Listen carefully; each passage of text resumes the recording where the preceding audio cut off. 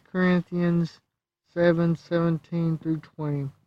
But as God hath distributed to every man, as the Lord hath called every one, so let him walk. Only let everyone lead the life which the Lord has assigned him, which God has called him. Whatever the condition which the Lord assigned to the individual, continue to live in the station which the Lord assigned him.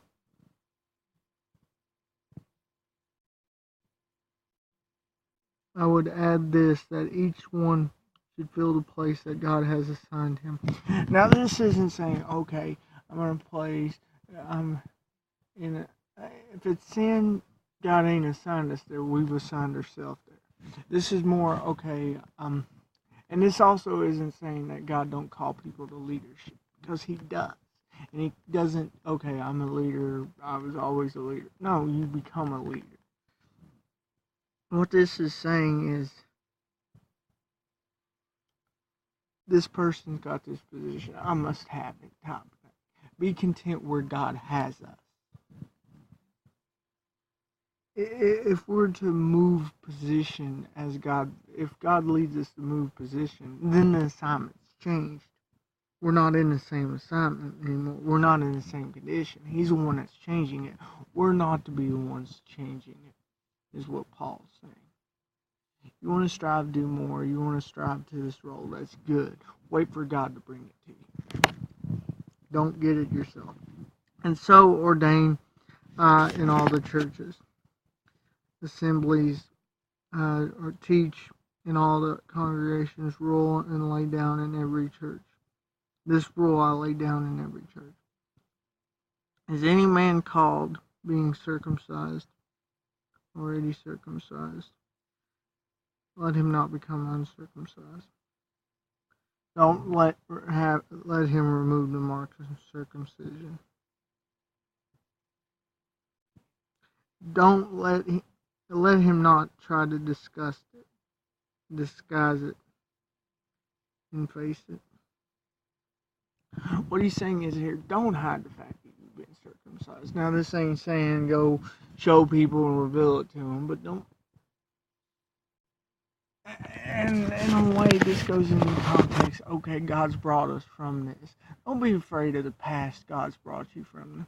If you're not there anymore, then it's something to give him glory because he's brought you from there. If you're still dealing with it, then don't even mess with it yet. Let him heal the scars. And then his glory will shine.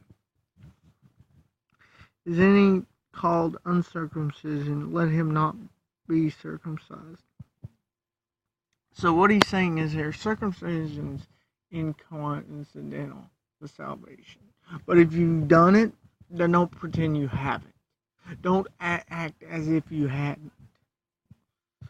But you don't have to come to salvation. Circumcision is nothing, and uncircumcision is nothing. They both have no value. But keeping the commandments of God, obedience in God's commandments, is everything. And now, circumcision could be seen as a commandment. Well, it's a ritual commandment, not a moral. And the New Testament focuses more on the moral law of God, because we're not Jewish. It isn't just meant for Jewish. The ritual law all pointed to Christ who fulfilled it. The ceremonial law all pointed to Christ who fulfilled it. What's left is the moral law, and he fulfilled it, but we're to live it out using the other two forms, pointing people from their wrong to him, saying, yes, but the sacrifice has already been made on the cross. The ritual, the ceremony, there, on the cross. Because you broke this law by doing this sin, but the penance is made.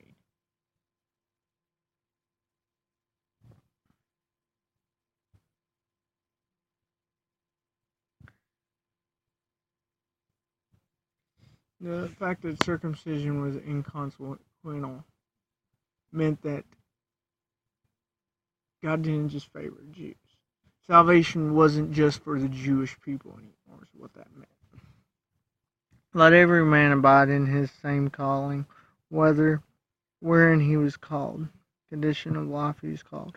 What he's saying here is, you don't have to become Jewish to be Christian. If you're Jewish, you live by the ceremony, you'll keep these things. Remember Jesus first and honor him first. Realize that you don't need a Passover lamb because you already have one that died on the cross. But don't pretend you're not Jewish. This is particular what he's talking about, not leadership, not moving the thing, although that can be applied.